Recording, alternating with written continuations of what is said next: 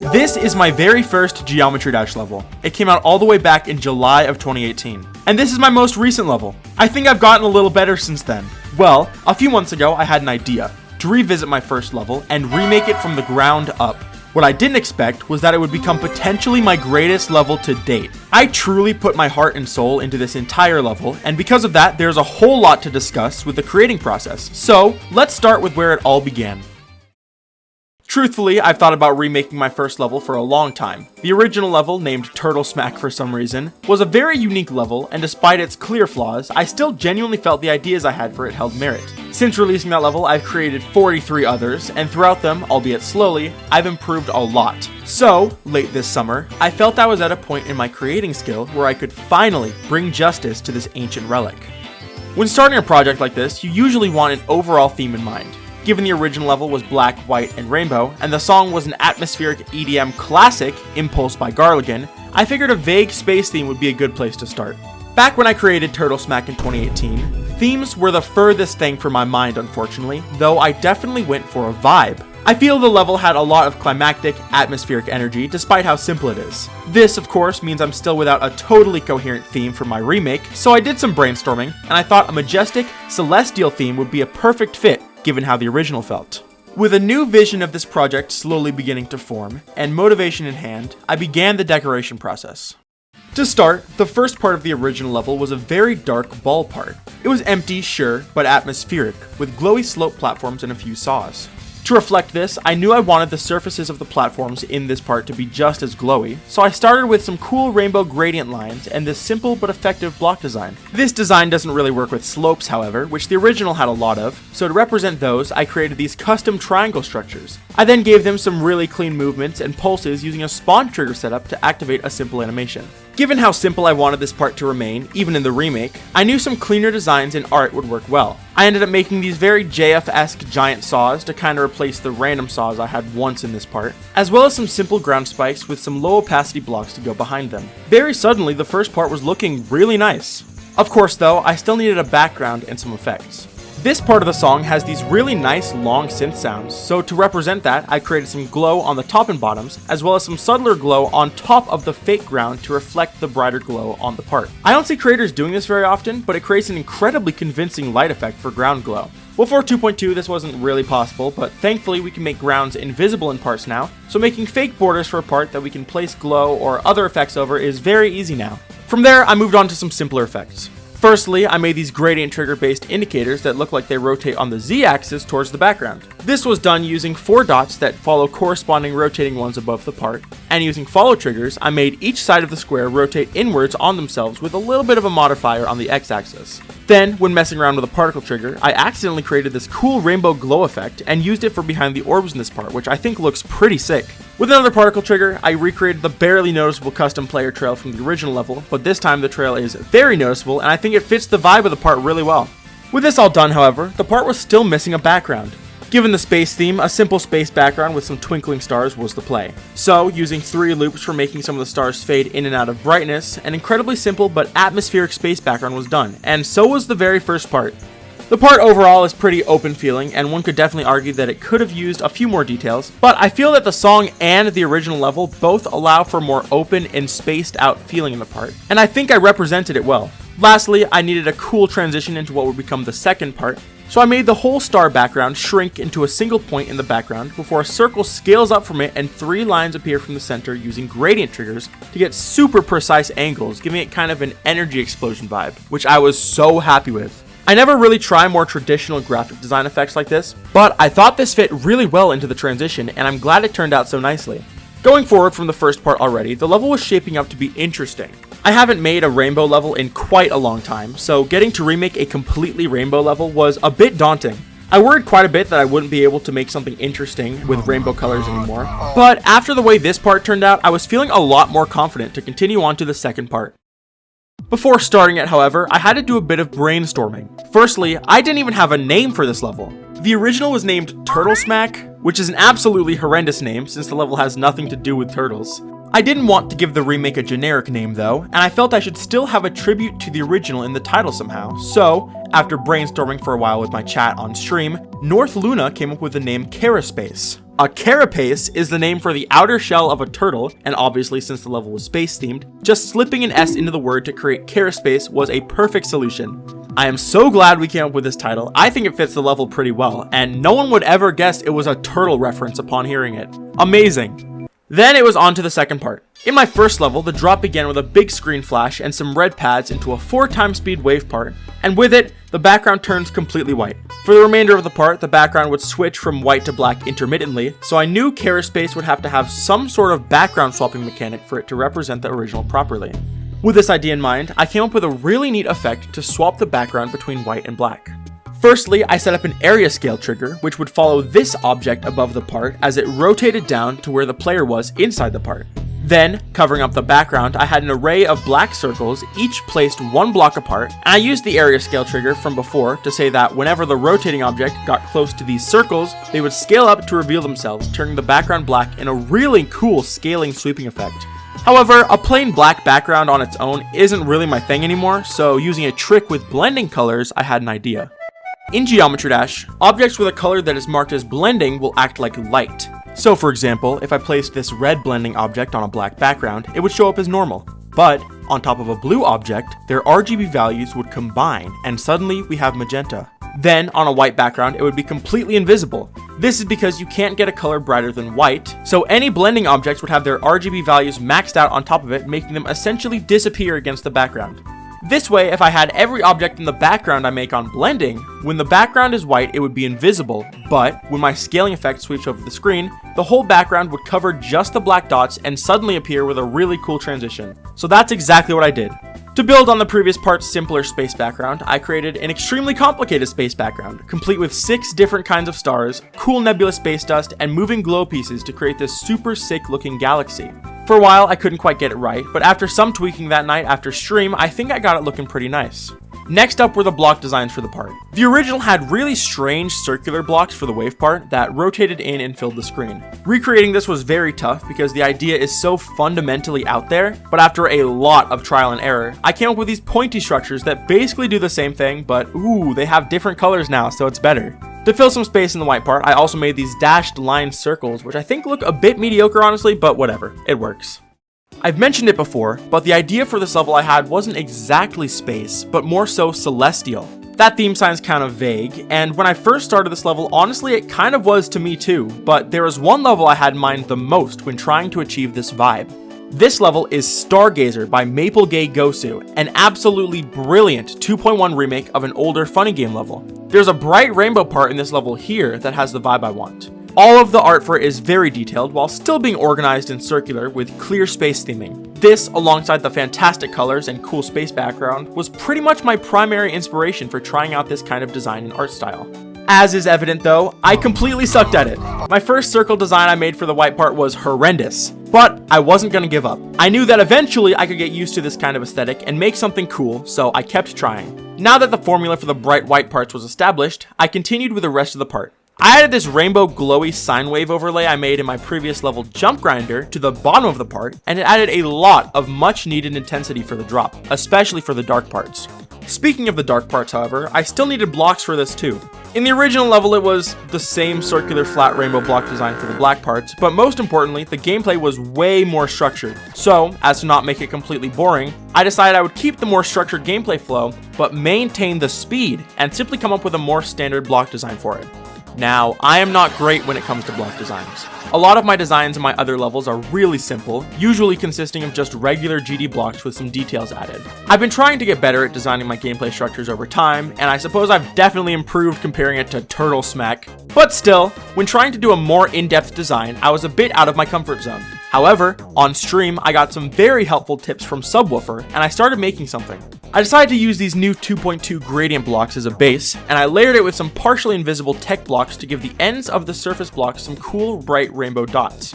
After adding a white surface, some extra details, and tweaking the colors around, I had this block design literally first try. This part was already off to a great start.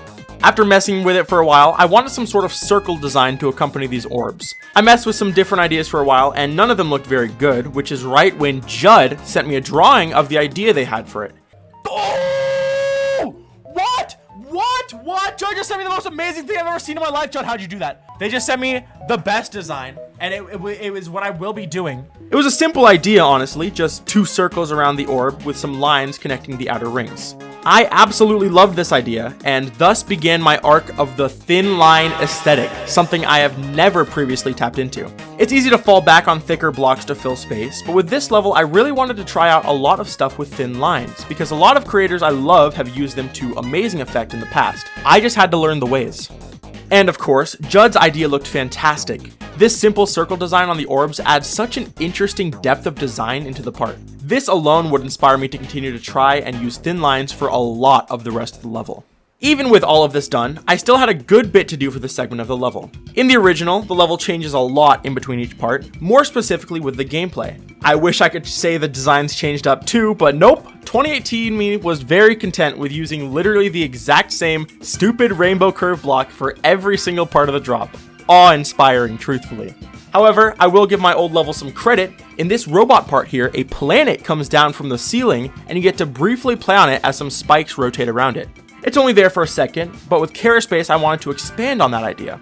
So, I designed some huge planets with some highlights and a rainbow glow ring around it for the player to jump across as a robot. As per the original, you jump over some spikes on it, but I didn't want to completely interrupt the pace of the part, so these planets don't move or anything, rather they're just there for the player to move across through the part. In between, I had some regular platforms with my block design from earlier to kind of fuse the 2 parts together, and I think they worked really nicely together.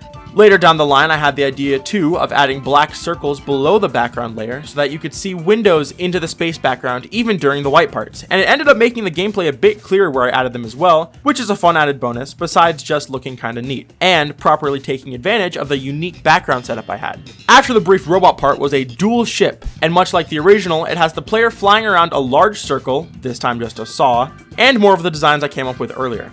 Once I had that decorated, and I had more of my circular designs around the orbs again, the first part of the drop was complete.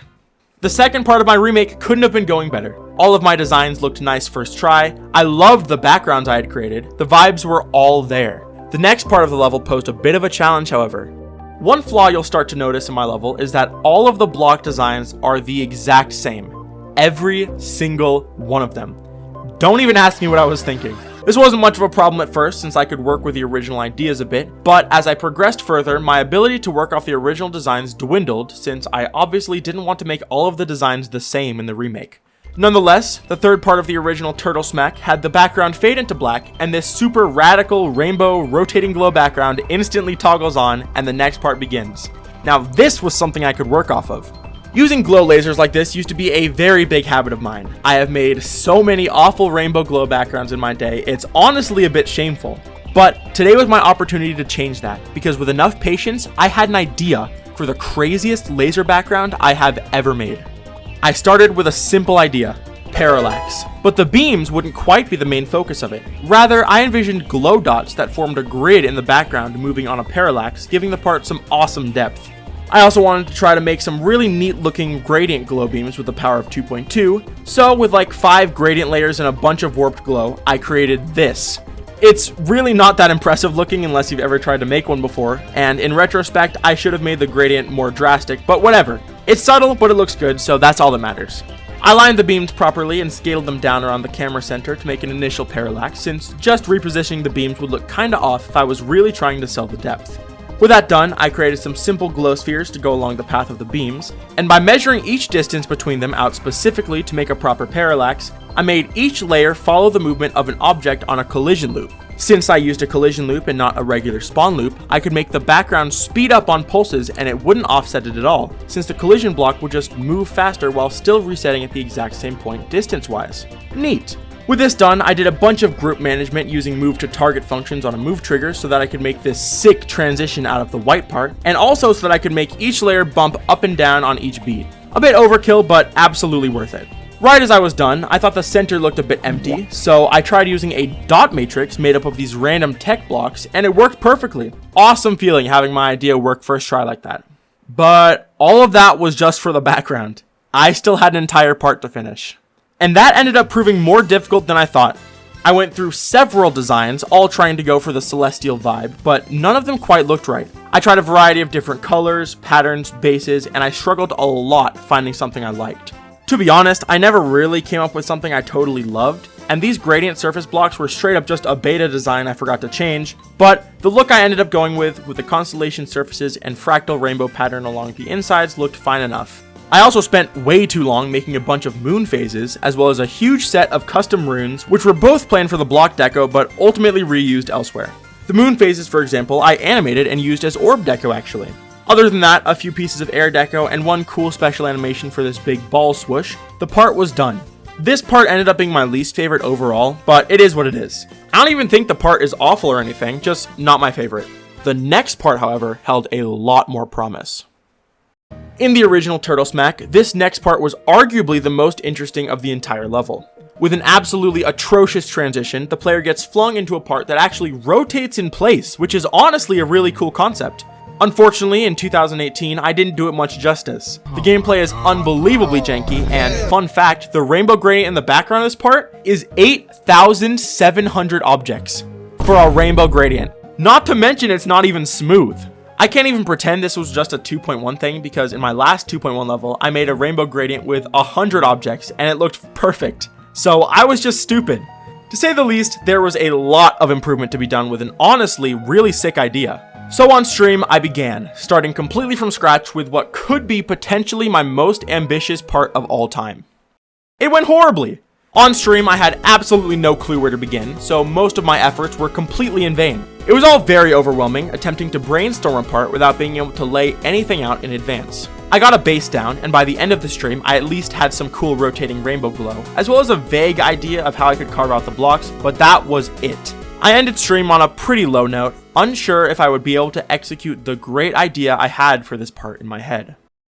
I've been better. Honestly, I can't lie. Just because I'm absolutely losing my freaking mind trying to make this stupid part function. I'm trying to make a circle part, right? Which doesn't sound that hard. People have done it for eons, supposedly. But I cannot seem to figure it out. Little did I know, that was all about to change. In less than an hour after I finished stream, something hit me. I started chipping away at the circle part, and every piece was coming together. I first started with the background, which I had somewhat laid out on stream, with multiple rings of circles and a bunch of intricate celestial thin line details. I liked the small bit I made, so I kept going. I made space dust in the background, like 5 different kinds of stars, individual planets with their own rings, constellations in between the details. After a couple hours, it was hands down the most unreal looking background I have ever made. From there, it was time to carve out gameplay. I used these 3 single block spaced out rings to trace where I wanted to jump across roughly, and I used the surfaces of them to draw out my structures with correct curvature on each surface. Had I done the same curvature on each layer, it would have looked super lopsided, so while the player doesn't notice it when playing, it's a very important detail. From there, I created some basic bases for the blocks I had, finished out the gameplay, and made the part transition from robot to ship, and had the player fly up into the center of the part as the whole thing zoomed out to show the entire circle in scale, and it was beautiful. I sent the part so far around to some friends for feedback, and while I waited, I tried to brainstorm for design ideas. For most of this level so far, my biggest struggle has been the block designs. As it went on, each part's design took me longer and longer to come up with and make good, so I was pretty worried for what I would do here. I didn't want to trash a stunning background with mid designs, so I had to make sure I did things right. And it was exactly then when none other than Comet Face sent me an idea. The idea was this: a sketch for a set of blocks with a simple 2-color design of stars and flowy lines with some cool planetary details inside of them as well. The whole design was so perfectly artistic and simple, I absolutely loved it. So I tried adapting it to my part as soon as I could. I took the weaving wavy lines and created starscapes inside each block, and after making the outlines as thin as the inside lines, the design was complete, and with help from Comet Face, it was done and looked stellar. On top of that, they had an idea to replace these simple line spikes as well. Asteroids that linked together and had simple round spikes on their surface. Once again, I was instantly in love, and I quickly came up with a design very similar to their sketch, with some of my own artistic flair, such as these stars in the center of some of the asteroids. With these 2 design details in place, the part felt more full and complete than I ever could have imagined. I don't know how Comet Face comes up with fantastic ideas so fluently, but without their help, I am confident this part would not have been nearly as good. From there, I polished things up, made a frame rate destroying transition that I eventually had to change due to lag, as well as a slightly less frame rate destroying transition out of the part, and it was complete, finishing easily the most incredible piece of art I have ever made. And by the way, the entire circle part ended up being less objects than the gradient background from the original. From there though, I was a bit worried. While the circle part turned out better than I ever could have imagined, the next part in the original level, Turtle Smack, was less promising. And by less promising, I mean it lasted for 10 seconds and consists completely of reused assets again. Not just block designs this time though, the entire background from the laser part just comes back. Great job, 12-year-old me. Because of this, however, I had to come up with a completely original part, other than also starting in the UFO game mode. Earlier that same day, I made some interesting looking rings for the top and the bottom of the part, which I would tweak a whole lot later, but the idea was mostly good.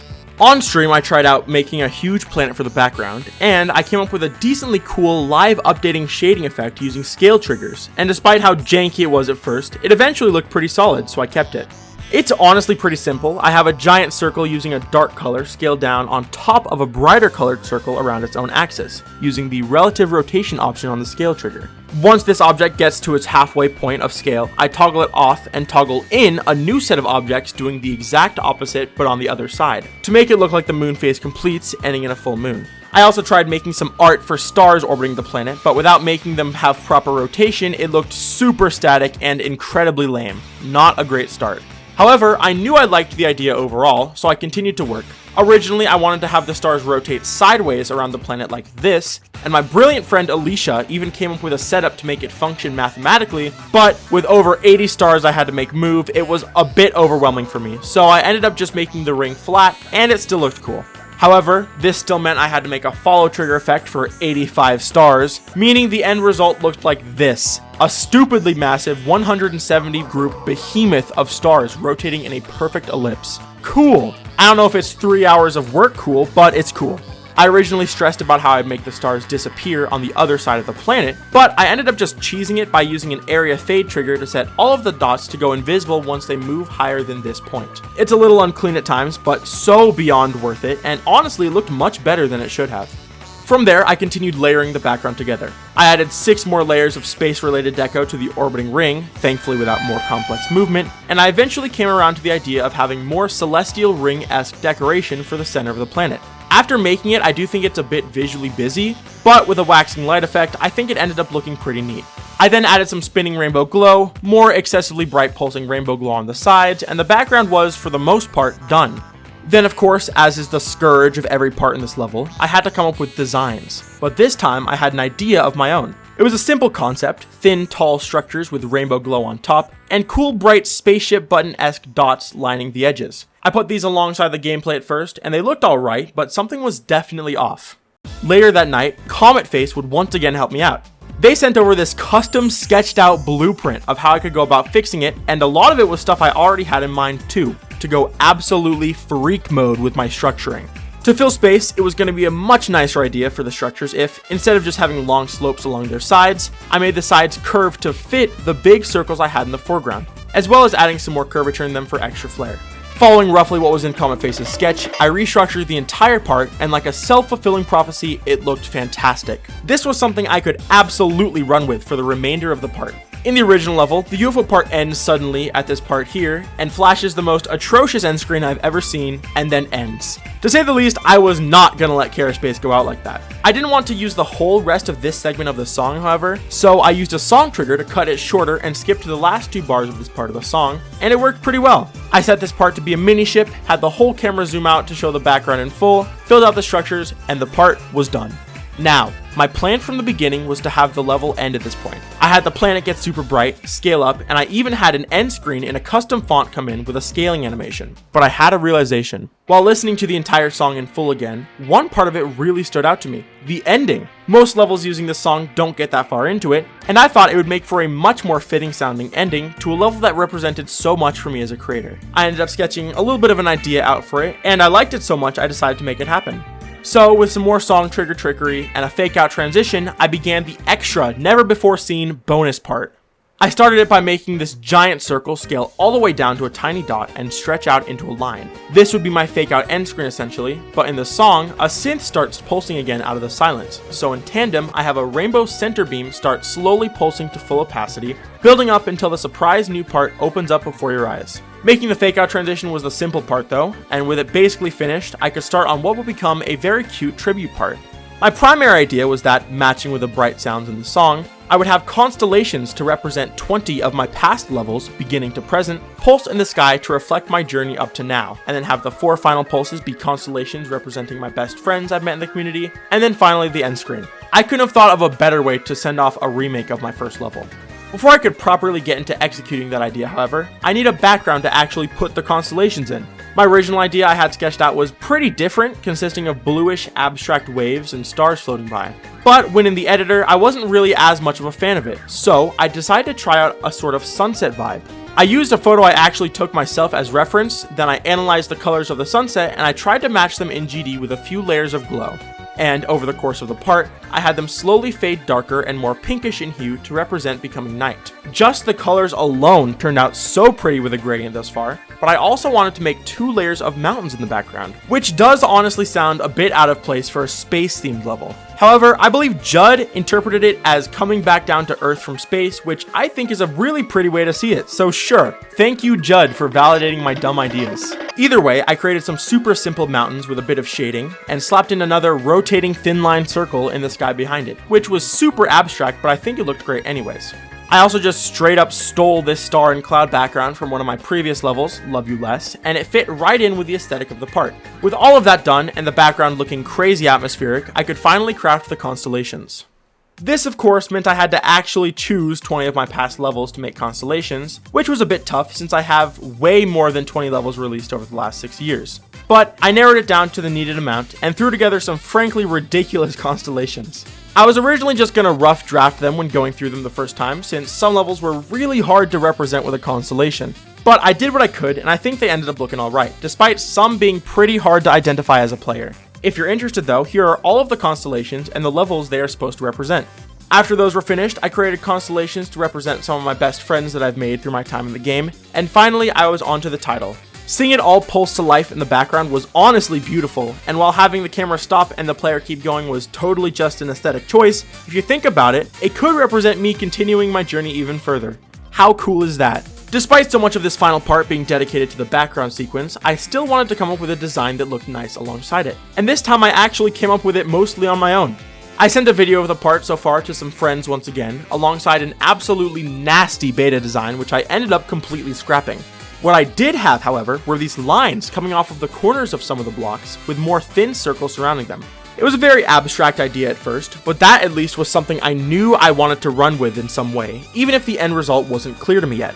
The original block design here very much fed into a habit of mine to freestyle block structures, which definitely looks nice in some cases, but with a part like this, I realized it wasn't going to work as well. The whole celestial vibe I had in this part, especially with the background, lent itself to a more structured design style, so that's what I decided to do. I firstly removed the giant orbs on the corners and replaced it simply with some bright glow, which was much more fitting stylistically. I then began with a simpler concept for the design, starting with blocky bases for the structures, outlines, and eventually I tried segmenting the design along the surface block of each structure with smaller half and quarter outlines in a softer blue color, and I think it ended up working really well. Besides partial guidance, once again from Comet Face, this was a totally original design idea for me, and I was really proud of how it turned out. I guess it goes to show that with enough patience, practice, and with some help along the way, no improvement is out of reach, or something corny like that. I continued on, giving the outlines super subtle glow, eventually making them rainbow to fit with the level, and I even threw in more runes into the inner part of the design too for fun. Where the design really ended up shining was in those abstract lines I made earlier.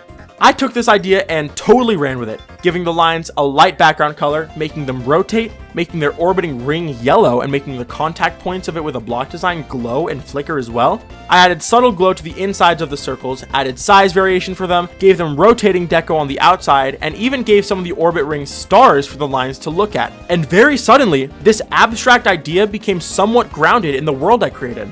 Suddenly, these were stargazer lines, as represented with the lines following the rotation of the stars on their respective rings. It's such a simple touch, but I think this method of trying to contextualize an abstract idea in a world you create for a part can really help add details and ideas you never would have had otherwise. It's something I really only did for this last part, but it is absolutely something I want to continue to adapt as I create more levels. With these details done, however, I did have a few more subtler things I wanted to add. Firstly, and most simply, I added some floating hanging stars in the top portion of the part. It was a super simple detail, and I've done similar things in previous levels, but I think it was cute enough to fit. Then, to fill more space in the middle ground, I created these structures made out of super low opacity metal blocks, and to give them something to build up to and support, I created these sun and moon runes which rotate in 3D and float up and down on their bases. I have no idea why I went this hard on a detail so subtle, but I think it was worth it because I really do vibe with the atmosphere these add. Also, normally these metal blocks I use for decoration would be solid blocks, but thanks to 2.2, I can select no touch on them in the extras menu, and I can freely use them or any other solid object purely for decoration. And with those final details done, the last part of Caraspace was finished. With the entire level complete, and after some difficulty fixing lag and polishing it a bit on stream, I released the level live, and I couldn't be prouder of it overall. As a standalone level, I think it's alright. I've grown out of the full-on rainbow color scheme a little with age, but as a representation of my journey as a creator, I couldn't imagine a more fitting level for it. And for that exact reason, I love how this level turned out. With it complete, my 6-year-long creating journey so far had reached its apex, and I was ready to go even further beyond. And then a week later, the level got legendary. If you don't know, Legendary is a new higher tier of feature introduced in 2.2, above Epic, which was previously the highest honor a level could be given by RobTop. I've been creating in 2.2 for a while now, and truthfully, I didn't think I would ever be able to get a Legendary rate. A lot of the levels RobTop awards Legendary now are crazy detailed art masterpieces, impressive in every way, and that's just not the way I create. When a handful of mods sent Caraspace for Legendary when it came out, I was extremely honored, but still a bit wary. Despite all of my doubts, my silly level, a remake of my first level ever, got Legendary. I don't think 12-year-old me would believe it. Today me can barely believe it still, and I'm so beyond honored and grateful for the praise this level has received, and I'm glad a lot of people enjoyed it.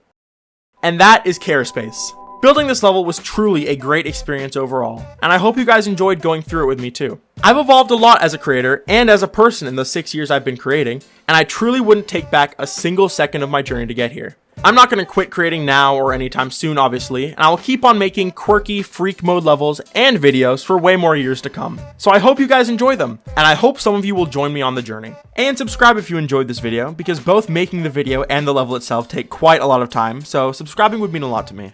Thank you for watching.